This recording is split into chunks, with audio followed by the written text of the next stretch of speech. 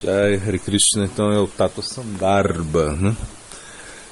Aí é o Diva Goswami e os comentários de Satnarayana Das Babaji. Bom, mas mesmo este Swatika Purana, Swatika Puranas foram compreendidos de muitas maneiras diferentes por grandes pensadores. Outros descobriram que promovem o caminho de Jnana, conhecimento, como supremo. Por essa razão, Diva Goswami propõe o Vedanta Sutra como uma possível base de reconciliação, como confirmado anteriormente. Existem 4 Vedas divididos em 4 partes, sendo os Upanishads a quarta delas, né? Os Upanishads abrangem o significado essencial dos Vedas. Eles são considerados como uma nata dos Vedas e por isso são chamados Vedanta. Os Upanishads, no entanto, também apresentam, aparentemente contêm contradições. Para resolver esse problema, Vyasadeva escreveu o Vedanta Sutra, também chamado de Brahma Sutra, no qual incorpora a compreensão essencial dos Vedas e dos principais Upanishads. Mas também devemos considerar que os dedicados seguidores de outros sábios que escreveram sutras filosóficos como Gautama e Patanjali podem não aceitar as conclusões do Vedanta Sutra, mesmo que os seguidores de outros filósofos pudessem ser convencidos de alguma forma a ampliar sua posição pela prova lógica da maior autoridade do Vedanta Sutra. A situação ainda é problemática. Os sutras do Vedanta são concisos e esotéricos. Acharyas de várias persuasões comentaram sobre de tal maneira que é difícil decidir qual opinião concorda com o de Srila Vyasadeva, o autor. Os principais contendores são os adeptos da Advaitavada e os Vaishnavas. O debate entre esses dois grupos continua por mais de 1000 anos. Para o buscador que chegou até aqui ao longo do caminho, mas se encontra afundado na confusão pantanosa criada pelas várias escrituras e seus inúmeros comentaristas, Srila Diva Goswami finalmente aponta o terreno elevado do Srimad Bhagavatam. O Bhagavatam tem as 10 características de um Purana principal. É de natureza transhumana, paurisheya, e é o comentário natural do Vedanta Sutra, e assim constitui o significado de todos os Vedas e Tirasas Puranas. Está disponível em sua totalidade, é respeitado por todos os Vaishnavas, Acharyas e muitos outros, incluindo Advaitavadis. É o mais popular dos Puranas, tem uma tradição inacta de comentários Vaishnavas, é a culminação da produção literária de Srila Vyasadeva, sendo composta em sua maturidade. Ao estabelecer o Srimad Bhagavatam como a última palavra entre as escrituras védicas, Srila Diva Goswami cumpre a vontade de Sri Chaitanya Mahaprabhu, que aceitou o Bhagavatam como o impecável Purana, o texto de autoridade suprema. No próximo Anucheda, Diva Goswami explica que o Srimad Bhagavatam não foi composto por um mortal e que é o comentário natural do Vedanta Sutra. Bom, 119, as características do Srimad Bhagavatam acho que é a página, desculpe. As características do Srimad Bhagavatam que estabelecem sua validade epistemológica. Anucheda 19 a 26. Nos Anuchedas anteriores, o Srimad Bhagavatam mostrou ser origem védica, que significa que é da mesma natureza transhumana e, portanto, transconceitual. Além disso, demonstrou incorporar a essência dos Vedas, contendo o seu significado mais profundo. Como tal, deve ser abordado da mesma maneira que os Vedas, isso é, como Shabda. Como já discutido na divisão anterior sobre epistemologia, isto implica a ativação de um modo transfenomenal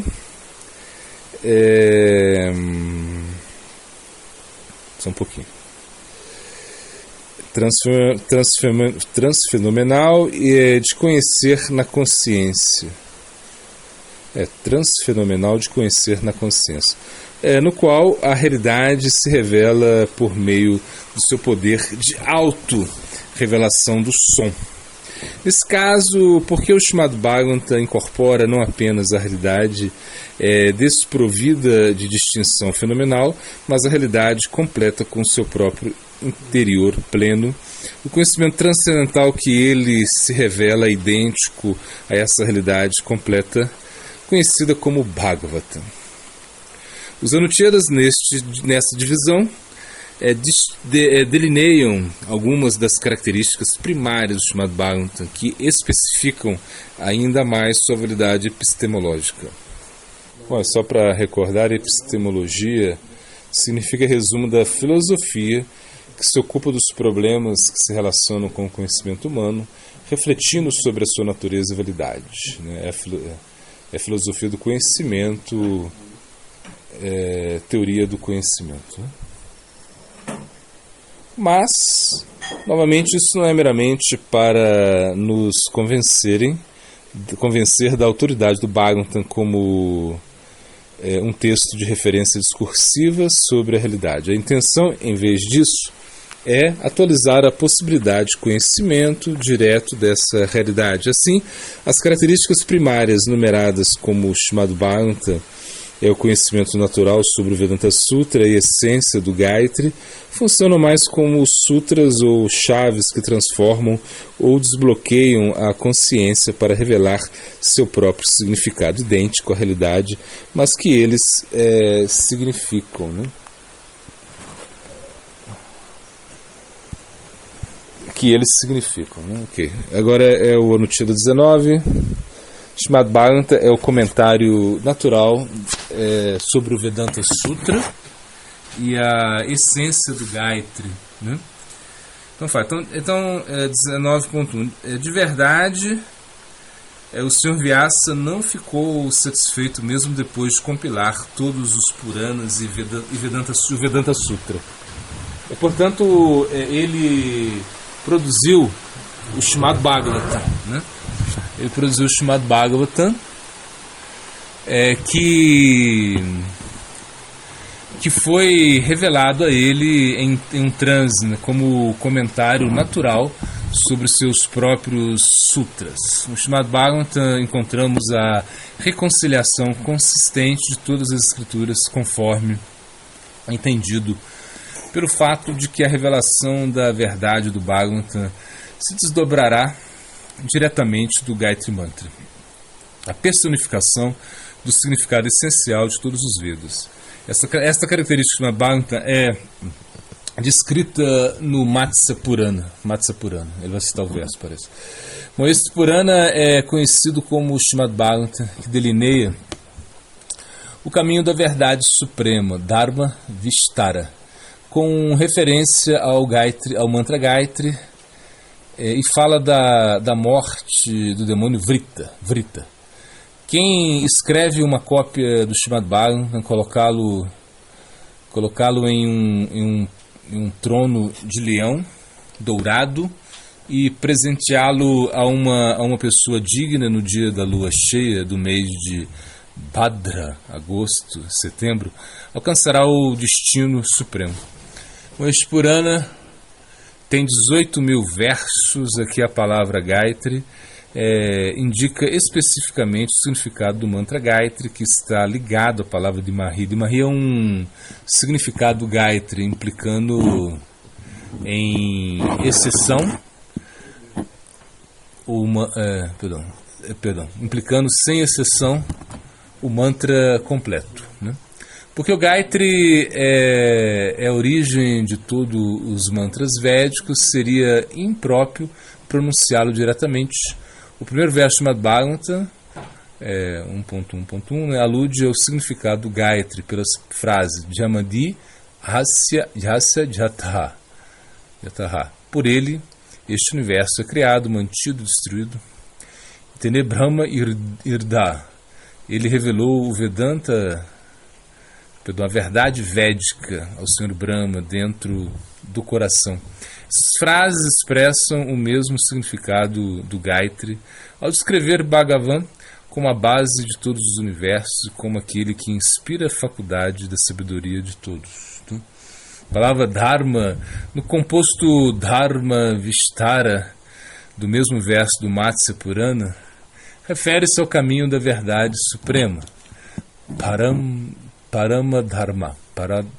Dharma, conforme expresso no Bhagavatam pelas palavras Dharmaha, Prohita Kaitavotra Paramaha. O Bhagavatam propõe o caminho da verdade suprema, desprovido de todas as formas de engano e compromisso. O Srimad Bhagavatam contém a história de sua própria aparição como a coroação dos esforços literários de Srila Vyasadeva. Primeiro, Srila Vyasadeva organizou os 4 Vedas, então ele compôs o grande épico Mahabharata para o benefício das mulheres, Shudras e outros que não são elegíveis para estudar os Vedas, porque não passam pela cerimônia do cordão sagrado, Panayama Sanskara, que é considerado um pré-requisito para o estudo do Veda. Em seguida, ele compilou os Puranas, os comentários naturais sobre os Vedas. Então ele forneceu a essência dos Vedas e Puranas no Vedanta Sutra, mas mesmo depois de toda essa produção literária, Vedavyasa sentiu-se descontente, embora não soubesse o porquê. Então seu professor espiritual, Narada Muni, aproximou-se dele, identificou que ainda faltava em sua exposição da verdade suprema, né? Você compôs uma grande e extraordinária obra, Mahabharata, que explica detalhadamente vários objetivos da vida, assim, a investigação da verdade imanente, empreendida por você, foi primeiramente realizada, né? Você também inquiriu e percebeu o eterno, transcendente, absoluto Brahman. No entanto, apesar de tudo isso, ó ilustre, você lamenta sua condição como se seus esforços tivessem sido em vão. Ó melhor dos sábios, você não elaborou as glórias do Senhor Supremo, pessoal, Vasudeva, da mesma medida em que descreveu repetidamente os 4 objetivos humanos, começando com o Dharma. Por instrução de Narada Muni, Srila Vyasa ascendeu ao caminho da meditação enquanto estava em estado de transe supra-conectivo. Srimad Bhagavatam foi revelado a ele. Assim fica claro que o Srimad Bhagavatam é que forneceu consolo final a Vyasadeva, é conhecimento descendente do reino transcendental. Nos próximos Anuchedas, Diva Goswami mostrará que também é o comentário natural sobre o Vedanta Sutra, né? Vários Puranas mencionam a relação entre Srimad Bhagavatam e o mantra Gayatri. Gayatri é considerado a essência dos Vedas e deve ser recitado ao amanhecer, ao meio-dia e ao anoitecer por todas as pessoas nascidas 2 vezes, né? Brahmanas, Kshatriyas ou Vaishyas. De acordo com Sridhara Swami, em Bharata Dipika, o Srimad Bhagavatam começa com o mantra Gayatri. Comentado o primeiro verso do Bhagavatam, ele escreve, né, comentando isso, né, que a frase Gayatri indicada pela palavra Dimahi comece esse Purana, mostra que este trabalho incorpora o conhecimento revelado do absoluto Brahma Vidya, conhecido como Gayatri. Como o Srimad Bhagavatam é baseado no Gayatri, a nata dos Vedas, ele delineia o caminho da verdade absoluta. O Bhagavatam, assim se chama o fruto maduro da árvore dos Vedas que realiza desejos, né? A recitação do Gayatri e outros mantras védicos é regida por regras estritas em relação à pessoa, tempo, lugar e purificação, não é isso? Ritos incumbidos do cantor, mas tais restrições não se aplicam ao Srimad Bhagavatam. Uma vez que qualquer um pode ler os Bhagavata, estritamente falando, seria impróprio que o Gayatri Mantra aparecesse lá em sua forma original. Gayatri é considerado o mais importante entre os mantras védicos, mas apenas os nascidos 2 vezes podem cantá-los. É por isso que Siddha Vyasadeva envolveu a forma e a ideia do Gayatri no Bhagavata, sem citar as palavras reais do mantra. Apenas uma palavra do Gayatri, de Mahi, foi mantida para indicar sua intenção, porque é uma palavra obrigatória no mantra e carrega sua essência. Nós estamos aí no glossário Guru Padashraya, que significa tomar refúgio no Guru. Bom, o Siddhanta então, né?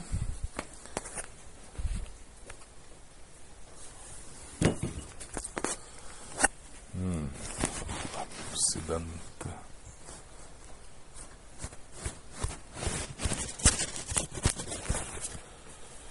Então, vamos lá.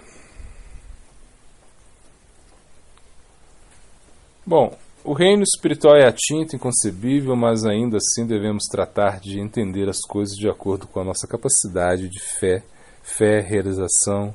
A alma pode focar em si mesma através da introspecção e assim realizar sua própria natureza sem a ajuda de nenhum outro instrumento. Ele pode perceber todas as concepções a respeito diretamente.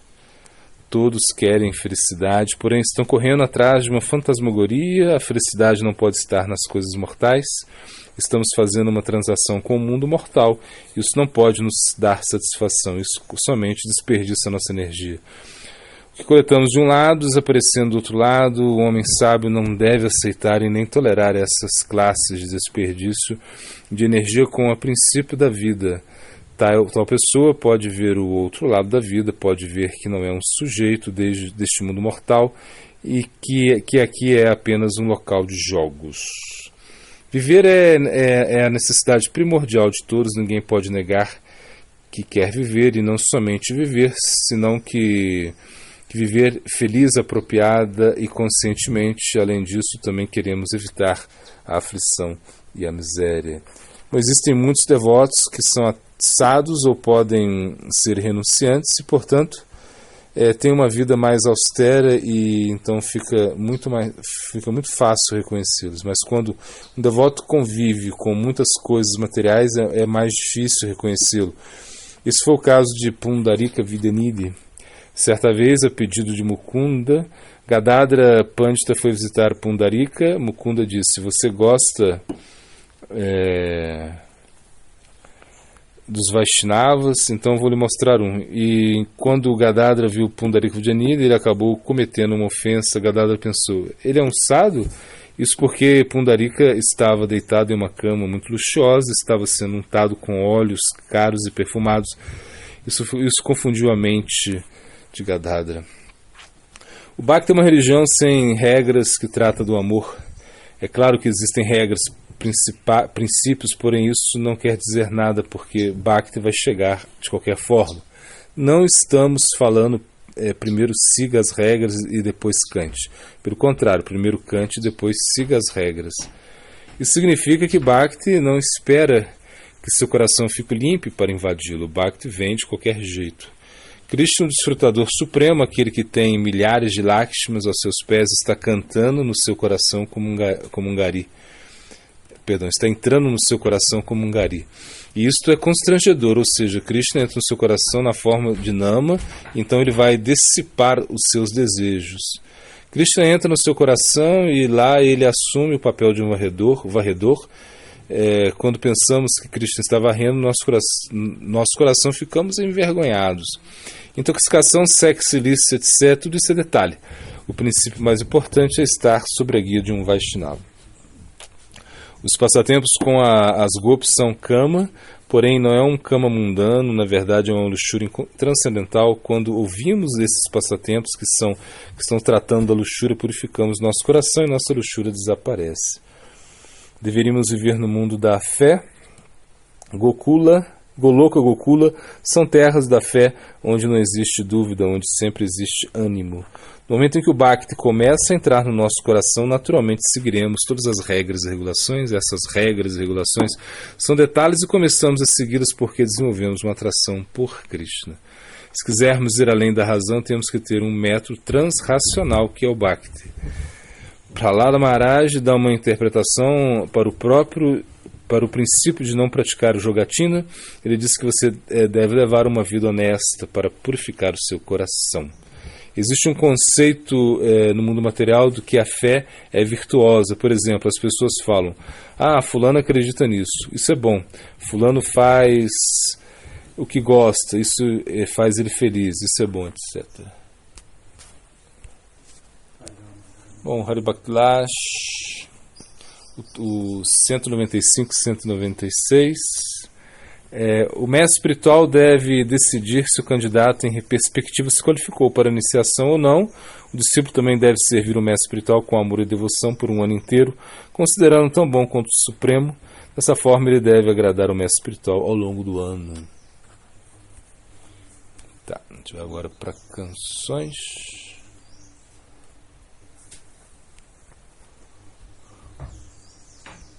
Canções Vaishnavas. Aí Diva Goswami, essa canção. Veja as maravilhosas glórias de Gokula, inúmeras deuses da fortuna vieram para a auspiciosa cerimônia do casamento do Senhor Krishna. Veja como Radha é a mais feliz e mais bonita de todas. Veja como ela permanece em uma juventude eterna e inigualável. Bom, filosofando.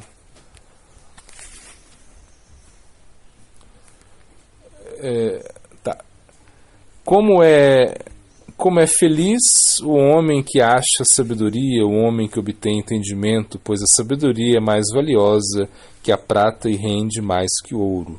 É bom, Provérbios, né? E vamos para os versos, né? Bom, o verso a gente está no 142, na segunda linha, né? A gente já pulou para o 142, a segunda linha, né, de hoje, né? Hoje. E versos para recordar aí seus significados. Aí estamos. Bom, seria esse aqui. Itmatha bhajante mam buddha. Então, sábios que conhecem isso perfeitamente ocupam-se no meu serviço e adoram-me.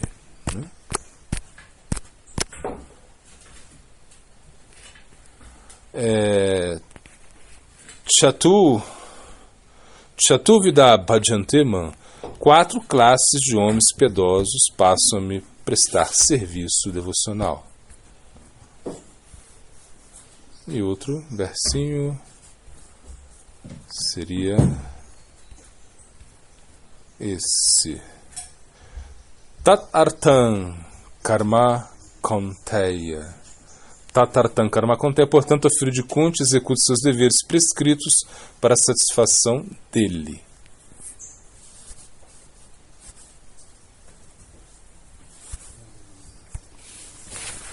Bom, Prapana Divanambritam.